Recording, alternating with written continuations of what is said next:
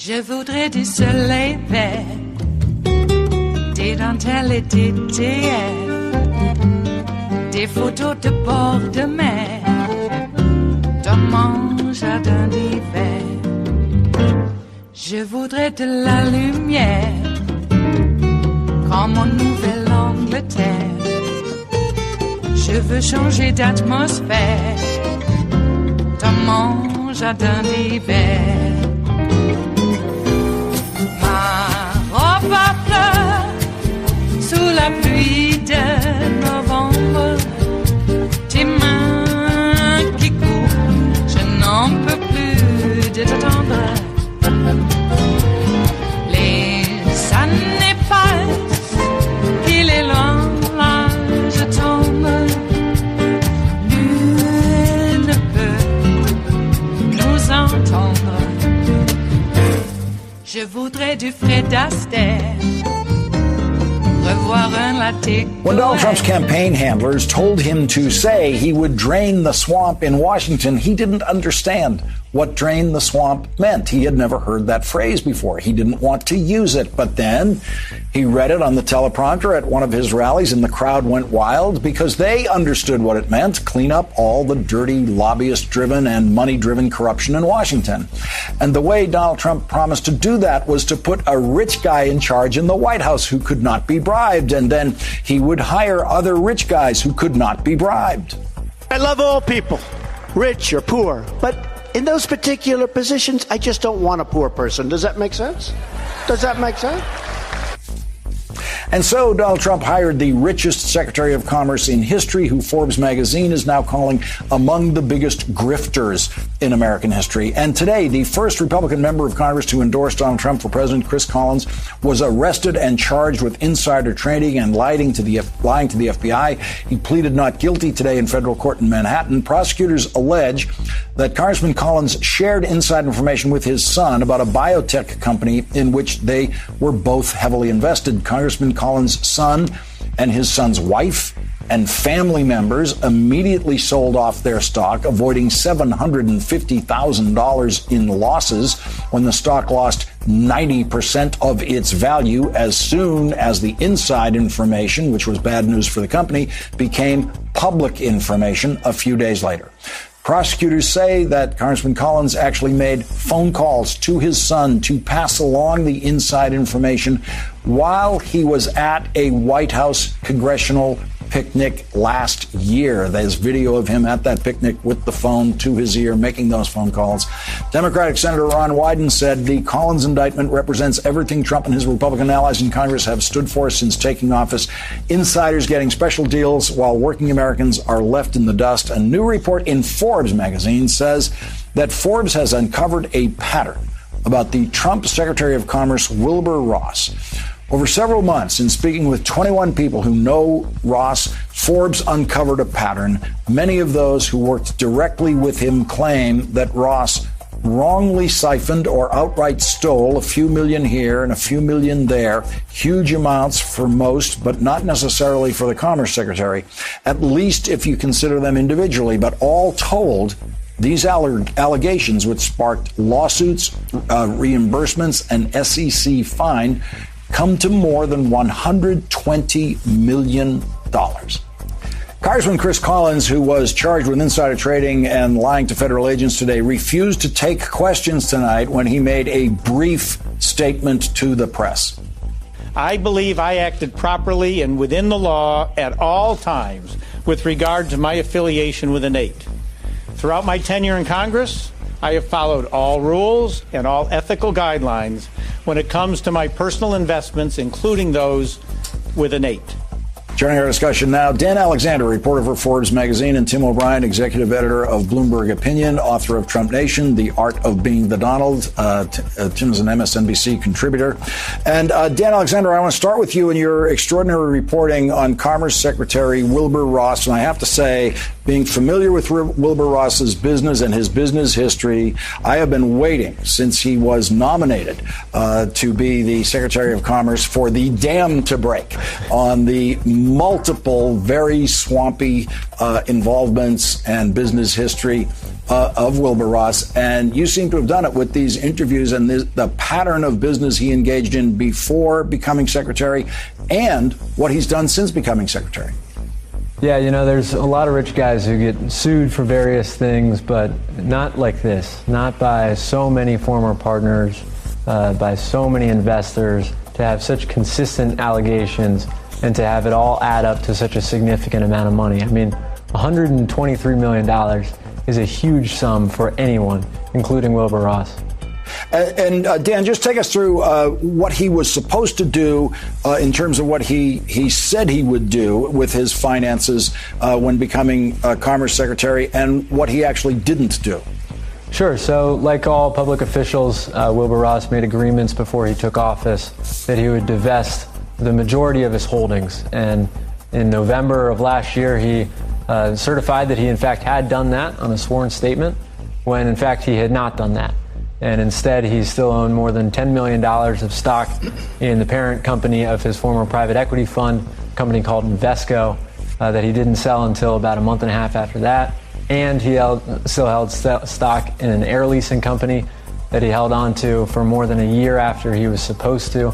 And he had shorted a company that he said that he thought that he had an interest in, so he was taking a short to cancel out that interest, but in fact he didn't have an interest in it, so the short wasn't necessary. All of this stuff, he said, was a result of simple mistakes, but it's hard to believe that one of the most sophisticated investors in the country would make so many large mistakes at so many different companies. Tim O'Brien, how could this have gone wrong for Donald Trump? He told his audience, you don't want poor people doing this kind of work. You want rich guys doing this kind of work. You want rich guys in Congress who can't be corrupted like Chris Collins. You want rich guys in the cabinet like Wilbur Ross. Right, Lawrence. And so what we've learned is that Trump did not drain the swamp. He just filled it with bigger alligators. And you know, Dan's great reporting, which I admire so much, has really exposed just around the fact pattern everything that's untoward about Wilbur Ross's holdings while he's serving as the Commerce Secretary. And there's been a lot of really great reporting in addition to Dan's around this. And the list is almost so long it would be impossible to get through it in this program. In addition to the stuff that Dan has already pointed out, Ross was negotiating trade agreements with China during a time when he owned a company that was exporting natural gas to China. He had a shipping company that was doing business in China and was partially owned by the Chinese government while he's overseeing trade policy with China. He has another company that's exporting steel from South Korea at the same time that the Trump administration is imposing steel tariffs on some of our competitors but giving South Korea an exemption. All of this stuff it just smells, and it's amazing that it's taken this long for it to come to a head. Dan, how long have you been working on the Wilbur Ross story? Well, there have been many Wilbur Ross stories, but I first started covering him about a year ago when we were looking to see how much money he was worth, and that was when we uncovered that although he had been claiming to us for years that he had billions of dollars, he in fact did not. And once you figured that out, then sort of all of this other stuff started unraveling. And as one investor told me, he said, once you figure out that the guy is essentially, for lack of a better word, a fraud, you figure out that anything that he says really isn't quite correct. Tim O'Brien, quickly take us inside the head of Donald Trump tonight. He's watching Chris Collins charged with these crimes along with his son. Does he see the possible mirror of Donald Trump and Donald Trump Jr.? Because Chris Collins' son might be faced with the choice of, do I testify against my father in order to stay out of prison? That's such a great observation, Lawrence. I have to believe that some of that resonates with Trump. A lot of his behavior lately, I think, lashing out on Twitter, lashing out against law enforcement officials, is because he can't control an investigation in its entirety that's also starting to target his son and may eventually ensnare his son-in-law and his daughter. So he must be seeing this with Collins and wondering about all of those things. The other interesting thing in all of this is Wilbur Ross's behavior is very similar to Trump's. Inflating their wealth, treating business partners poorly. I think Trump probably looks in the mirror and sees Wilbur Ross. It is Thursday, the 9th of August of 2018, and you are in West Coast Cookbook and Speakeasy. I am your chef de cuisine, Justice Putnam. Our daily special, of course, is Metro Shrimp and Grits Thursdays. Yes, a little bit of jambalaya, a little bit of spice in your life. Well, I just had to get some Lawrence in there, and he did quite a breakdown, and the interconnectedness of all the organisms that populate the swamp. You have the bottom feeders, and then you have the high and mighty. Oh my God, Wilbur Ross. You look at him and you go, what is with this guy? You don't think that he's going to be, the grifter that he is. But that's how they get away with it. Okay? So unsuspecting, at least on the surface level. Apparently, people who worked for him or have done business with him could describe him as a snake and a backstabber. Somebody who wants to stiff their business partners, exactly like Donald Trump. And the last retort there at the end, that when Donald Trump looks in the mirror, he sees Wilbur Ross because Donald Trump wishes that look, on the rate of return, if Wilbur was able to get $123 million over, I don't know, they say over a course of time. We'll see about that. I mean, that's right up there. I don't think you could find a government functionary anywhere down through history that was able to get that much. Of course, he wasn't a government functionary when he was getting the money, which makes you wonder how much he's gotten since he has been. Okay, well, breaking news that just came in right now over the transom. It looks like now it's 11 months after Hurricane Maria, and it looks like officials finally concede that more than 1,400 people were killed by Hurricane Maria last year. Then the not just the 64 that was the official death toll until like today. Yeah, it was more like 1,400 people, maybe more. Yeah, 1,400 people. I think it might be way more than that. And that's just what they're conceding. Well, there is so much breaking news out there. I just had to put that in. And I got to be in a bubble now. I can't take any more news, at least for a little bit. And we should get on with what is on the rest of the menu, since the top here at the Bistro Cafe was filling us in on the Chris Collins connection and all of it. I mean, Tom Price, all of them are in on this. Even a couple of, Congress people, I believe. I believe they're Congress people down in Texas. They're in on it too. All of them. Wow. I keep telling everybody that they're going to argue insider trading is just free speech. And they may get away with it. Well, what's on the rest of the menu here in the Bistro Cafe, part of West Coast Cookbook and Speakeasy? A van filled with migrant mothers who were separated from their children crashed, and then ICE lied about it, because that's what they do. Okay. The White House plans to house immigrants at toxic waste sites. Well, you got to do something with those Superfunds and the Superfund sites. They're just laying there fallow.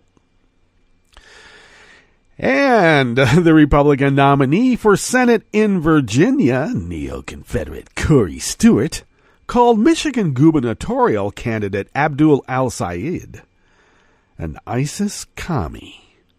Well, that's a redundancy. I think that cancels it out and says, well, really, he's just a nothing. Which might be even more of an insult if you ask me.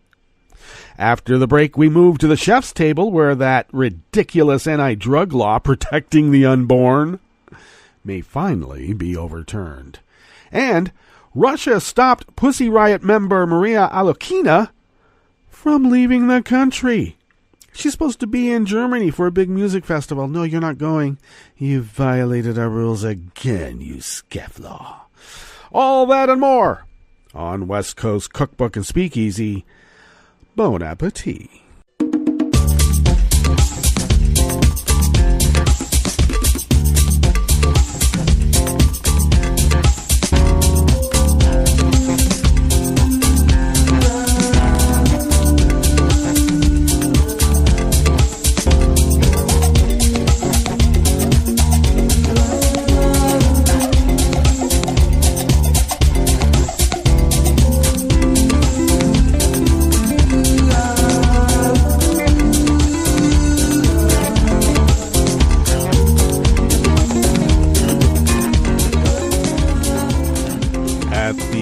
Of our homepage at netrootsradio.com, you will notice the chat room link at the rightish of the page. That is monitored by Kelly Lincoln rather diligently, though I must say she's been working on her equipment, getting it hooked up. There was some sort of issue, and she is in the process of purchasing some needed software and hardware. So if you could kick some funds her way, that would be very nice. So if you had helped Kelly out while she was down there in New Orleans for Netroots Nation 18, thank you very much. Your generosity in that respect is greatly appreciated, as well as your generosity to the general bank funds of Netroots Radio itself, generally, where the donate and contribute buttons are to the leftish of the chat room link at the bottom of our homepage at netrootsradio.com. So thank you very much. Resistance Radio pays their bills. Not like these grifters that are running the government now. Okay? No, not at all.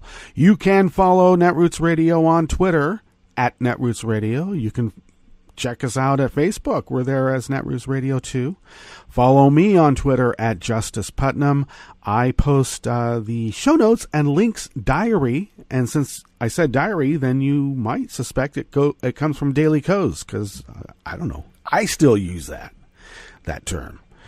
They wanted to change it. Whoever they are, the big capital T, they. But, it's diary. Nonetheless, show notes and links diary is posted at Daily Kos about 10 minutes before show time, and I can be found there as Justice Putnam. Follow the show on Twitter at Cookbook West. Just type in West Coast Cookbook and it'll take you to at Cookbook West. You can follow the show on Facebook at West Coast Cookbook and Speakeasy, because I wasn't stupid and didn't mess it up over like I did on Twitter, okay? I apologize. I don't know how to change it now. All right. And summing up, you can find podcasts of the show by way of TuneIn, iTunes, Stitcher, Spreaker, I don't know, all sorts of different. Oh, YouTube. Don't forget YouTube. We're there too. I was thinking about doing a SoundCloud one. I'll probably set one up. You can only put so much stuff on SoundCloud until you pay. Because, they give you a little, and then you got to have more. And once you start wanting more, they will make you pay forever and ever and ever. Ugh. Yeah, talking about not getting the genie back in the bottle. Boy, oh boy, oh boy, oh boy. You open up Pandora's box and you're going to have a big problem. And it looks like we have one. This first article here comes by way of Alternet, and Chris Sosa penned it. Looks like ICE was transporting a bunch of migrant mothers who they separated from their kids, and that pickup truck crashed in Texas on July 18th.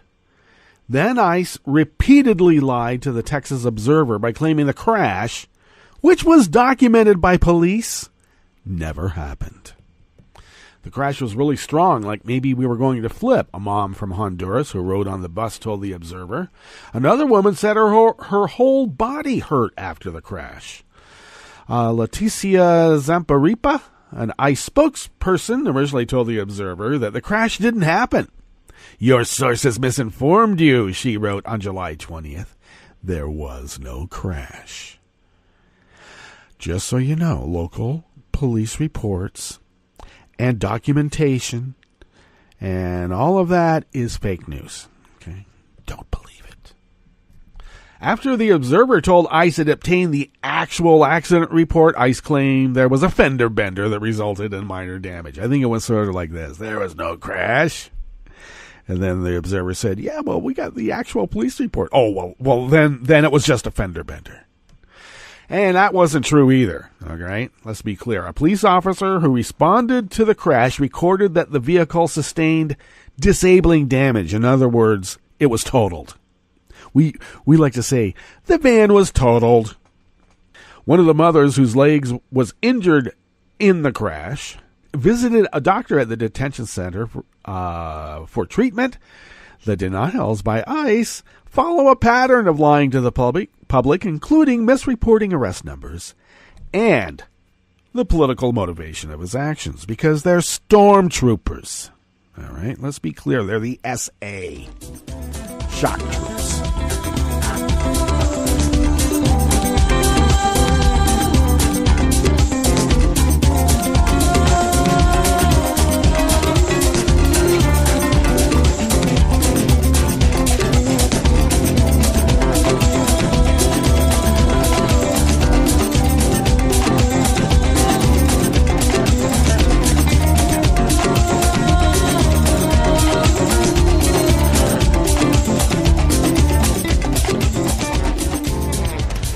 E.A. Crunden from Think Progress brings us this next offering here at the Bistro Cafe, part of West Coast Cookbook and Speakeasy.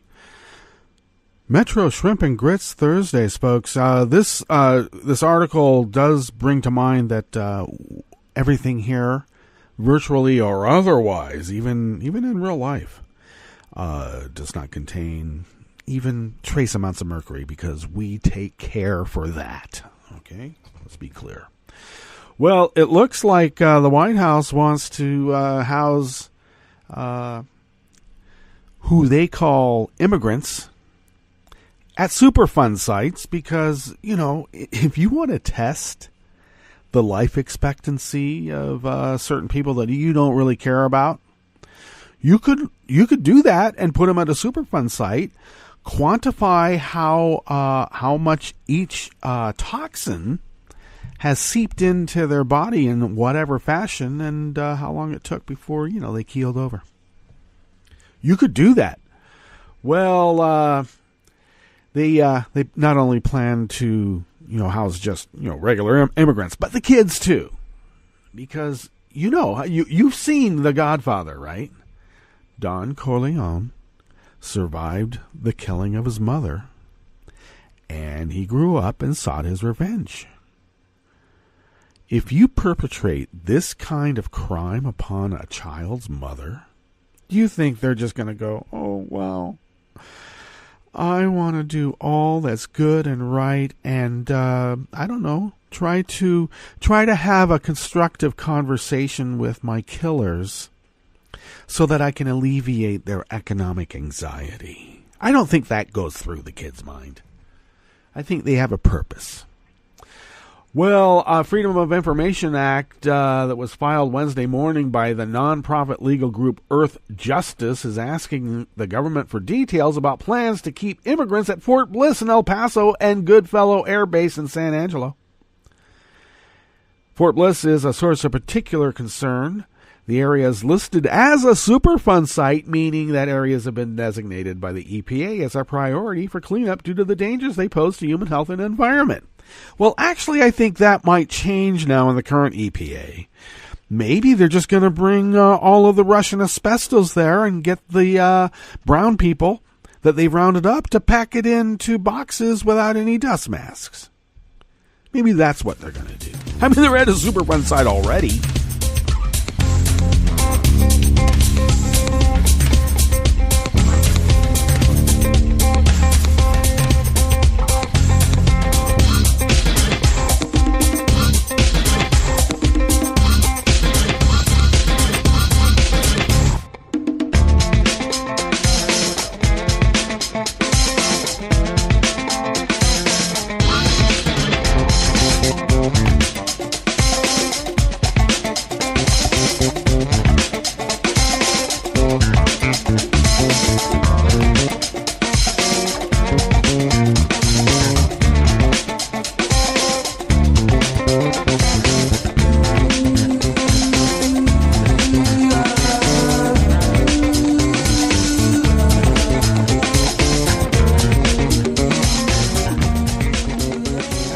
Baird of Think Progress brings us this last offering here at the Bistro Cafe, part of West Coast Cookbook and Speakeasy. Well, Corey Stewart loves him some neo-Confederacy. Oh, yeah. And he may be a confederacy of dunces. Aren't they all? Well, he's also the Republican nominee for Senate in Virginia, and he just happened to call the gubernatorial candidate Abdul El-Sayed an ISIS commie. I don't think ISIS are commies. Okay, let's be clear. And so he actually thinks communism is a danger somehow. But of course, to this guy, communism would be Eisenhower Republican economic stimulus packages. The Great Society is definitely, oh my God, definitely a commie plot. And we had to, of all things, get together with the Russians to root it out. And that's apparently what they're doing right now. Well, El-Sayed had come in second place in Tuesday's night's Democratic primary, winning about 30% of the vote in a three-way primary. Gretchen Whitmer won the primary with 52% of the vote. And let's see, he's well, now El-Sayed supports the abolition of ICE. Well, a move that, although Stewart paints it as dangerous, proponents say would protect families and women not only in the U.S. but internationally. Now, there are some arguments about not abolishing ICE, but let's be clear. ICE is a political organization, a political arm, shall we say, a hammer of the executive, very similar to the SA of Nazi Germany that then became the SS. So let's be clear about what its function is, and they have been, well, as we've documented already, they can be a little rogue in terms of what we consider to be the rule of law. ICE has repeatedly detained and deported people who have been in the United States for decades without a criminal record. ICE agents in plain clothes refused to show ID. Took a Minnesota man who had been in the U.S. for 25 years from his family while he was attending a hearing at a federal courthouse. And ICE agents have repeatedly been accused of assault and abuse. Because, well, if you're a shock troop, you got to shock people. Sometimes that means, well, bouncing their head up against a wall. So Corey Stewart leveled a lot of other scurrilous charges against El-Sayed. But, of course, Stewart's own record is the opposite in every way from the Michigan Muslim candidate for governor. Michigan Muslim. I like that. Corey Stewart has a history defending the Confederate flag and Confederate monuments, supports the abolition of background checks, and once raffled off an AR-15, blamed the left for anti-Semitism because we are the true racists, you know. We are and always have been. And once called members of his own party flaccid for supporting Medicaid's expansion. And unsurprisingly, Stewart has been endorsed by Donald Trump. Of course he has been. Stewart compared El-Sayed to his own opponent, incumbent Senator Tim Kaine, calling him wimpy and asking voters not to let Kaine bring this dangerous far-left communism to Virginia. Tim Kaine is a far-left communist. Oh, my God. The insinuation is confusing, considering Kaine has been one of the only high-profile Democratic senators hesitant to endorse a single-payer health care system, which also isn't even communism. All right, let's get to our break, and when we come back, we'll go through weather from around the world and finish up with the stories that we have curated for you today. You are listening to West Coast Cookbook and Speakeasy, and we will be right back. You are listening to netrootsradio.com. Please hang up and try again.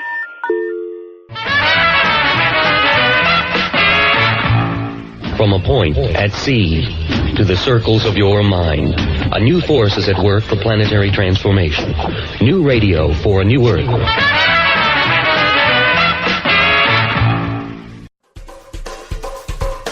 This is Scientific American's 60-Second Science. I'm Annie Sneed. Baleen whales are the gentle giants of the sea. Despite their colossal size, they feed on tiny creatures such as krill and zooplankton. That's because these whales, instead of teeth, have bristle-like structures in their mouth, baleen, which filters out small critters from big gulps of water. But the ancestors of baleen whales had a very different diet. So the oldest whales that we know, so these are the ancestors not just of the sort of great whales like the blue whale and the humpback whale, but also of all of the dolphins in the sea today. They had fairly big teeth. Felix Marx, a postdoctoral research fellow at the Royal Belgian Institute of Natural Sciences. And the most common idea is that they ate relatively large fish. For some of the biggest ones, there are some studies that looked specifically at the wear of those teeth at a microscopic level, and they seem to suggest that they ate almost anything that they came across. The point is they had big teeth that were really sharp and that were, even relative to the size of their jaws, were relatively large. And so they really were predators. So where did baleen come from? Marx and his colleagues set out to answer this question. They analyzed the mouth of a 34-million-year-old fossil of one of the earliest baleen whales, called Ionocetus dentocrinatus, found in Antarctica. And they concluded that Ionocetus had sharp teeth and large gums, but no baleen. Their findings argue against one of the ideas about how baleen evolved, that at some point whales had both teeth and baleen. Ionocetus is the first, and it's the only specimen, the only species, the only archaic whale that makes a very clear case that no, this coexistence of baleen and teeth, as it was just imagined basically, based on what modern whales look like, didn't work. It didn't exist in that sense. The finding is in the journal Current Biology. So how did some whales go from chomping predators to filter feeders? Baleen is effectively an outgrowth of the gums. And that probably only happened once the teeth had already been lost or maybe had been severely reduced. So we sort of suggest this intermediate phase where you start with teeth and biting, then you start sucking in your food, then because you suck in small things, you start to develop a filter, and eventually you become a proper filter feeder. Thanks for listening. For Scientific American's 60-Second Science, I'm Annie Sneed. This is a message from CDC. After hurricanes, tornadoes, and floods, standing water and excess moisture help mold grow in your home, garage, and other structures. When you return to a home that has been flooded, know that you're likely to have mold. Mold puts your family's health at risk. If you have mold growing in your home, you should clean it up and fix other water problems, such as leaks in roofs, walls, or plumbing. Keep your children and pets out of affected areas until you've cleaned. Control moisture in your home to prevent mold growth. To remove mold growth from hard surfaces, use commercial products, soap and water, or a bleach solution of no more than 1 cup of household laundry bleach in 1 gallon of water. Follow the manufacturer's instructions. Never mix bleach with ammonia or other household cleaners. It will produce dangerous, toxic fumes. Open windows and doors to provide fresh air. For more information, visit cdc.gov or call 1-800-CDC-INFO. Welcome to 60-Second Civics, the daily podcast of the Center for Civic Education. I'm Mark Gage. Procedural justice is the fairness of how information is gathered and how decisions are made. This concept is central to the American constitutional system. Scholars and others who have studied procedural justice often claim that it is the keystone of liberty or the heart of the law. One goal of procedural justice is to increase the chances that all information necessary for making wise and just decisions is gathered. Another goal is to ensure the wise and just use of information in the making of decisions to protect the right to privacy, human dignity, freedom, and other important values and interests. The final goal is to promote efficiency. Observers of world affairs have sometimes claimed that the degree of procedural justice present in a country is a good indicator of the degree of freedom, respect for human rights, and other basic rights in that country. A lack of procedural justice is often considered an indication of an authoritarian or totalitarian political system. Respect for procedural justice is often a key indicator of a democratic political system. That's all for today's podcast. 60 Second Civics, where civic education only takes a minute. You can help stop the Trump agenda in its tracks. Make sure you're registered to vote. Go to rockthevote.org. And on November 6th, vote for Democrats up and down the ticket. This message, a public service from all the fine people of netrootsradio.com. Ingriane Barbosa Carvalho writhed in pain but hemorrhaged in silence. I'm singer-songwriter Patty Larkin, and this is the Civil Liberties Minute with ACLU attorney Bill Newman. She told a relative who was caring for her that she had a stomach bug, but that was not true. Ms. Carvalho was one of the 250,000 women who are hospitalized yearly from complications from abortions. Estimates of the number of abortions each year are between 500,000 and 1.2 million. In Ms. Carvalho's case, the infection entered her bloodstream, and by the time she arrived at the hospital, it was too late, and this 31-year-old mother of 3 died. This recent story in the New York Times went on to explain that although rights in civil society generally have expanded, the restrictions on abortion have increased thanks to a conservative Congress and the increased political power of evangelicals. Wealthy and some middle-class women can access abortion by traveling, but poor women, the majority of whom are women of color, do not have the option of securing a safe abortion. The legal fight over reproductive rights, or not, goes on. All this, we should hasten to add and to make clear, is happening in the country of Brazil, not in the United States. At least, not again, and not yet. The Civil Liberties Minute is made possible by the American Civil Liberties Union, because freedom can't defend itself. I read the news today, oh boy. It's time for Nicole Sandler's What's News from NicoleSandler.com and the Progressive Voices Network. Tribune Media has backed out of its proposed $3.9 billion merger with Sinclair Broadcast Group and said it will be filing a lawsuit against the broadcasting giant for allegedly breaching their merger agreement.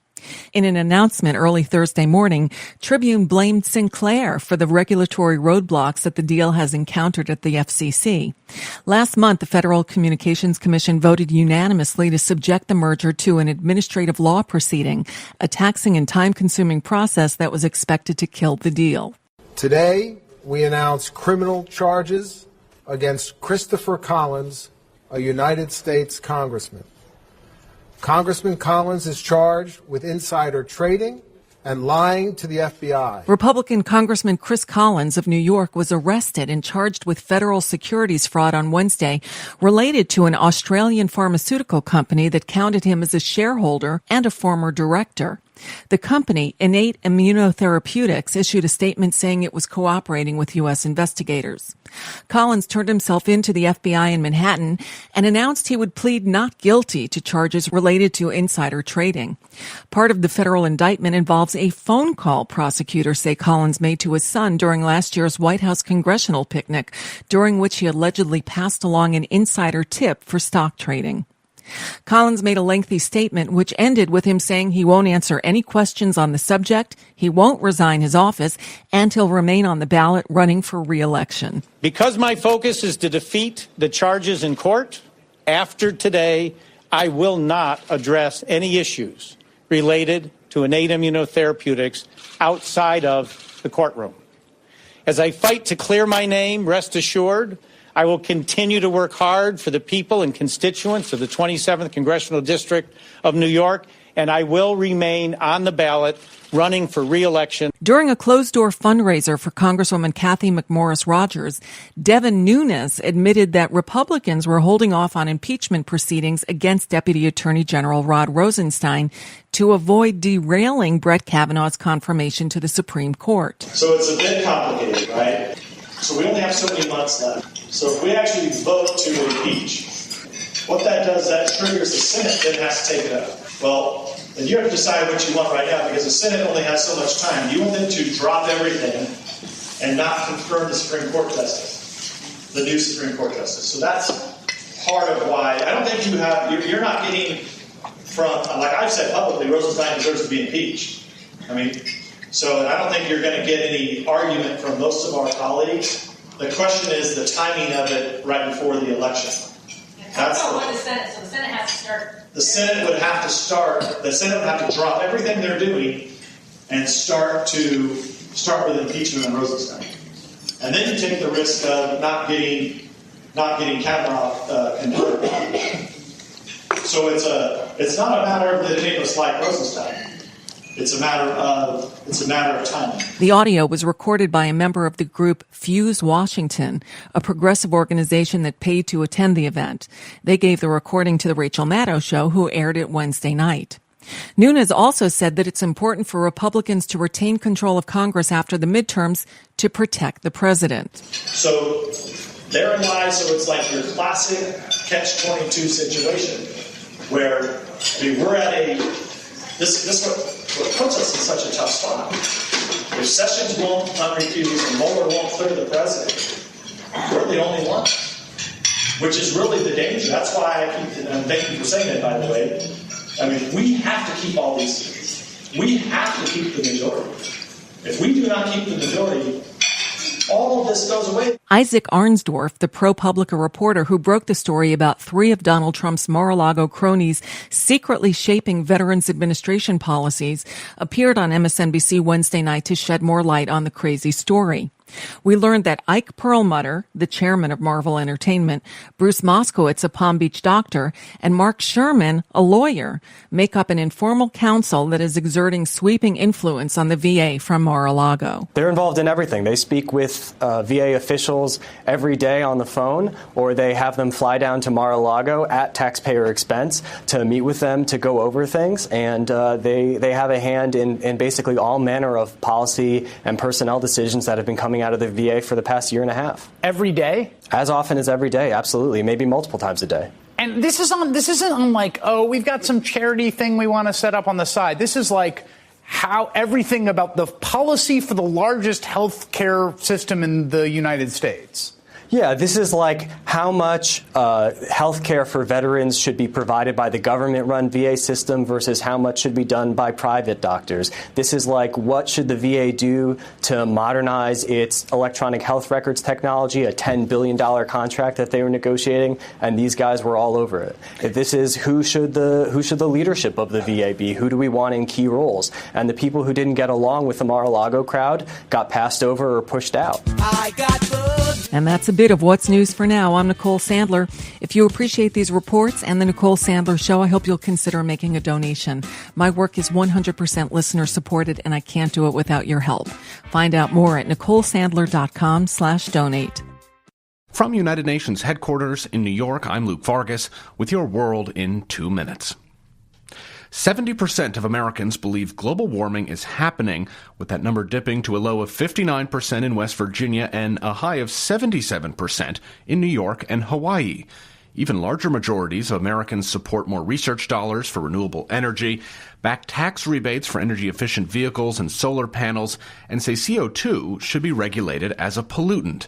But digging into the responses to 28 questions on climate change beliefs, certain worrying trends are also immediately visible. One is that while most Americans think global warming will harm somebody else, a majority think they'll be spared any direct effects. This is something we've seen consistently for more than 15 years, that many Americans think of climate change as a distant problem. Anthony Leiserowitz directs the Yale program on climate change communication, which regularly surveys American opinions on environmental issues. Distant in time, that the impacts won't be felt for a generation or more, and distant in space, that this is about polar bears or maybe some developing countries, but not the United States, not my state, not my community, not me or my friends. And as a result, people see it as psychologically distant. While research shows broad belief in global warming, just a third of Americans say they discuss the topic occasionally, a sign the issue is intellectually important but not a day-to-day concern. And one reason for that could be that just 22% of Americans say they hear about global warming in the media at least once a week. The fact is that subscribers to the New York Times or The Economist, who would have encountered cover stories on the climate change fight last week from both outlets, have very different media habits than most. For those people who are already very, very concerned about climate change, they pay great attention and they subscribe to sources that provide them that information. The vast majority of Americans rarely hear about climate change, and that's another fundamental challenge for the society. Luke Vargas, the United Nations.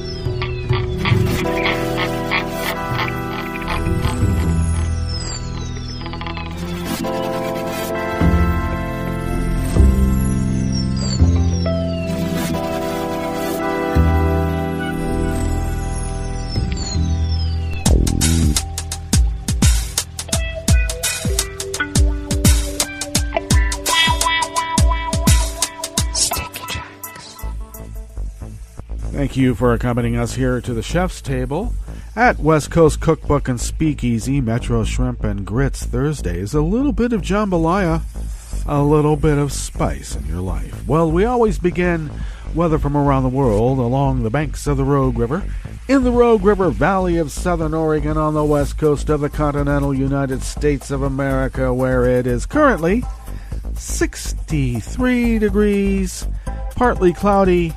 Winds out of the southeast right now at about 1 mile per hour or less. We will be, well, as they say, warmer. Not much warmer, but warmer, because we're only going to go to 103 to 104, they say. But that means it'll be about 105 to 108, so about the same as it was yesterday.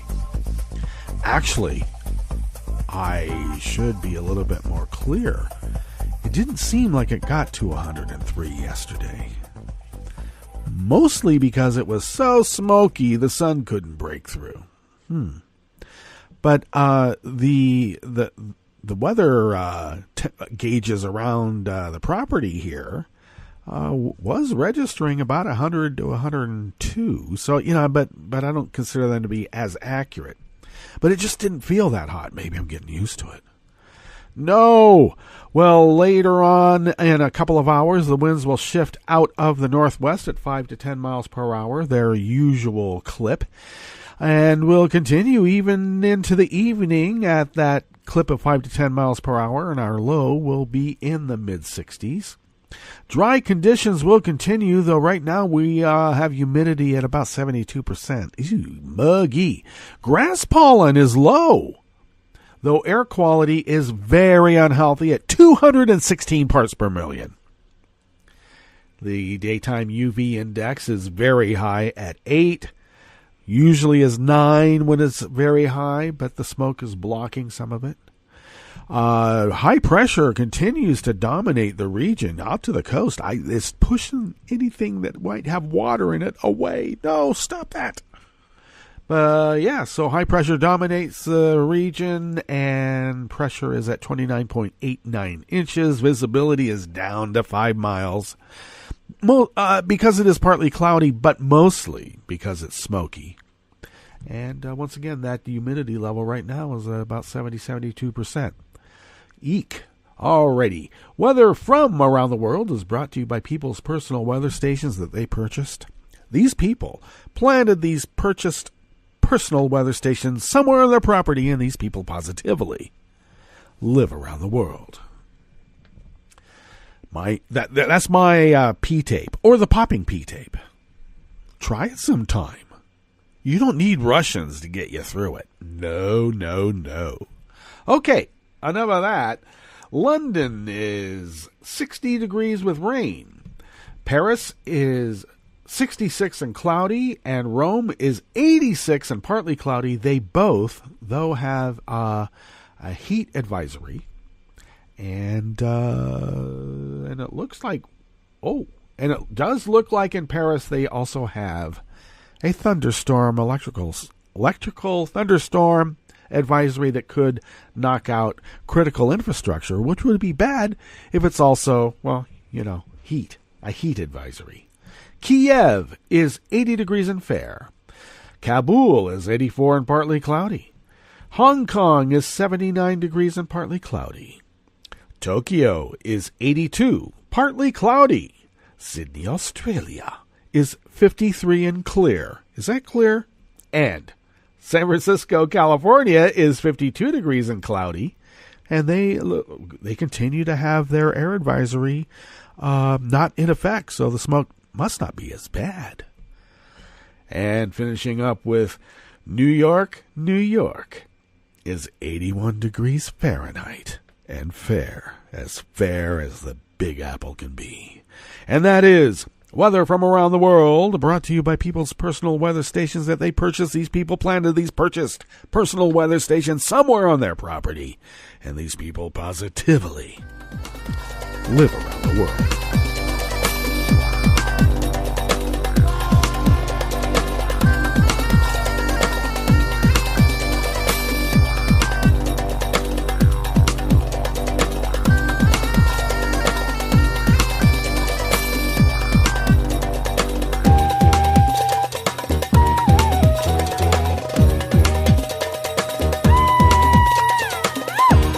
Offering here at the Chef's Table at West Coast Cookbook and Speakeasy is by Philip Smith of the Independent Media Institute. Now, for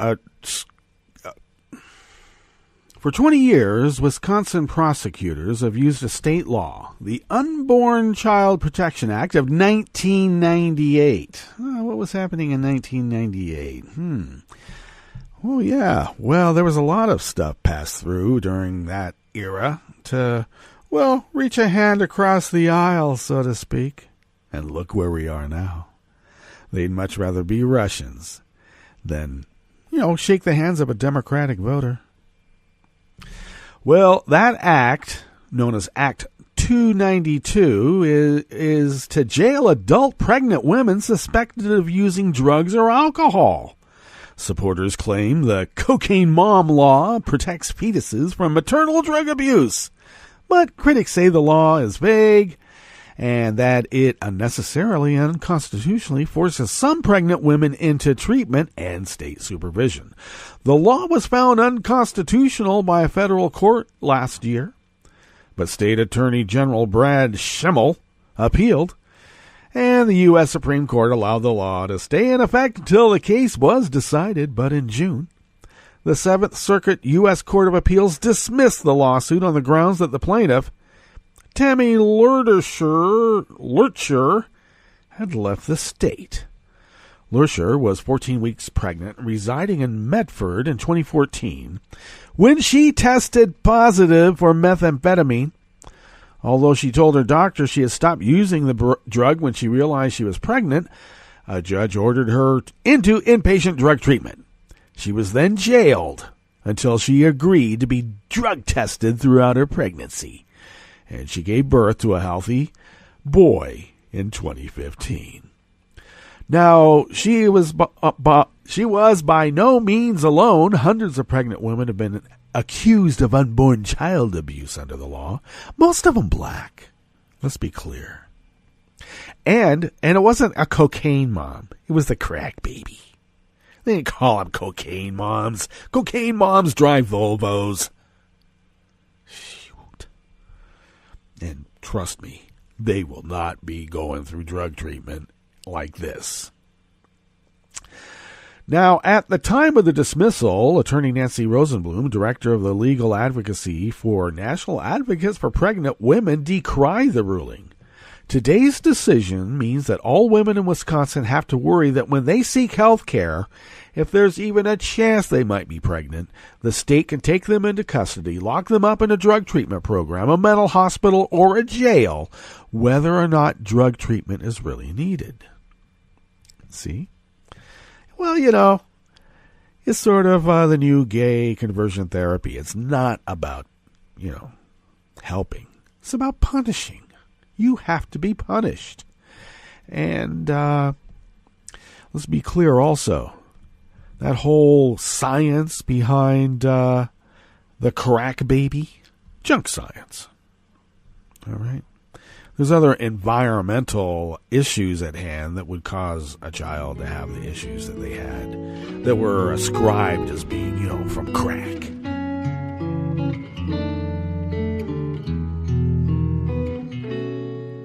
Je te donne ce mon amour pour la vie entière. La promesse de me trouver à tes genoux. Aussitôt que tu m'appelles, rester toujours fidèle, c'est tout, c'est tout.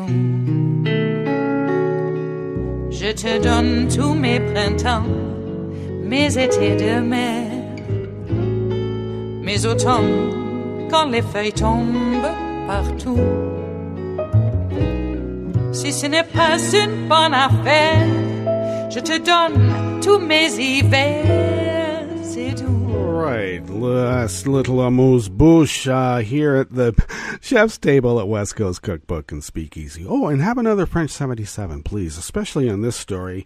This is out of the Agence France Presse, and, of course, they're a collective, and they only have anonymous worker bees in the hive there. Russian security services yesterday prevented Maria Alyokhina, and I'm sorry for butchering your name, Maria, of punk protest group Pussy Riot from flying out of the country to perform at a top arts festival.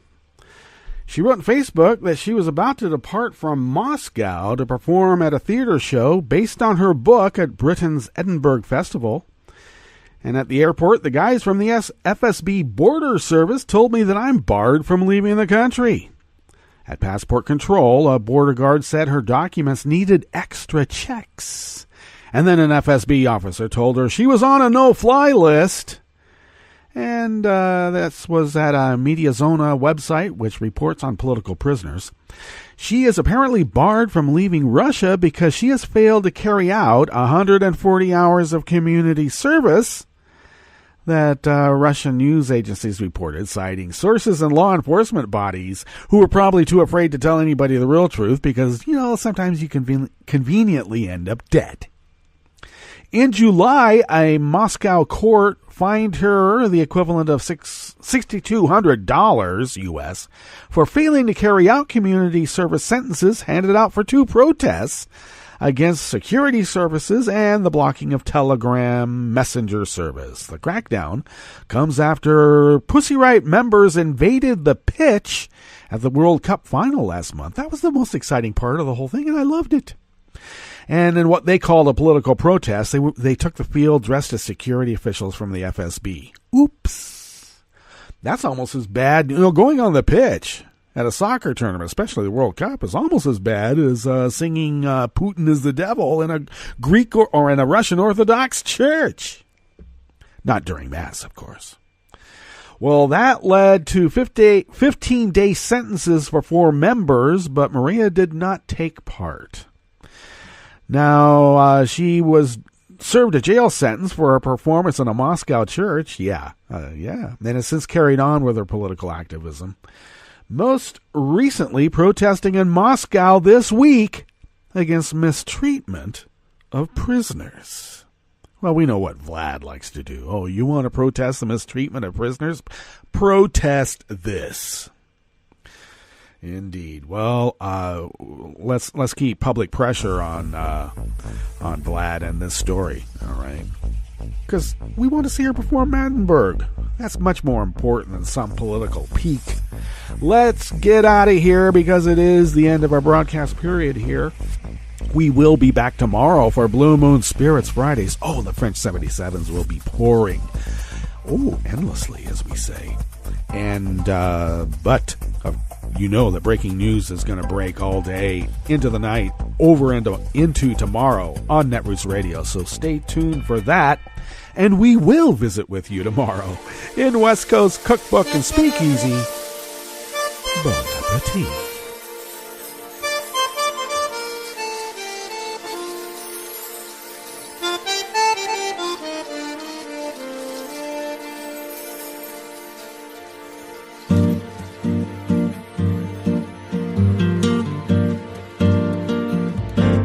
Je voudrais du soleil vert, des dentelles et des théières, des photos de bord de mer, dans mon jardin d'hiver. Je voudrais de la lumière, comme en Nouvelle-Angleterre. Je veux changer d'atmosphère, dans mon jardin d'hiver. À fleurs sous la pluie de novembre, tes mains qui courent, je n'en peux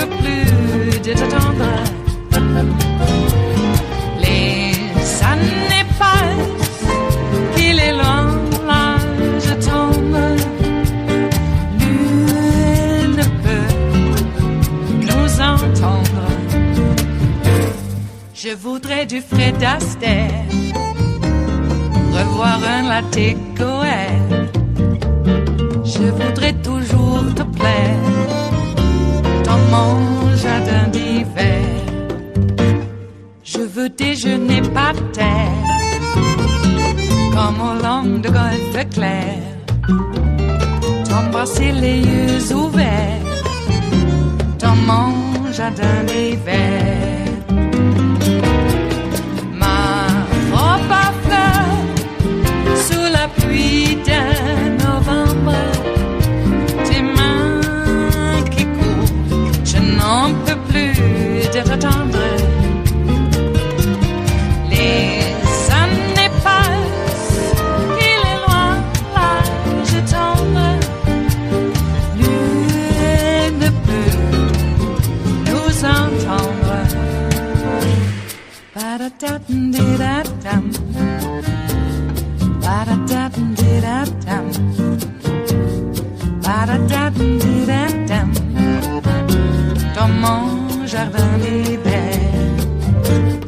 Ba-da-da-dum-di-da-dum, ba-da-da-dum-di-da-dum, ba-da-da-dum-di-da-dum, dans mon jardin d'hiver.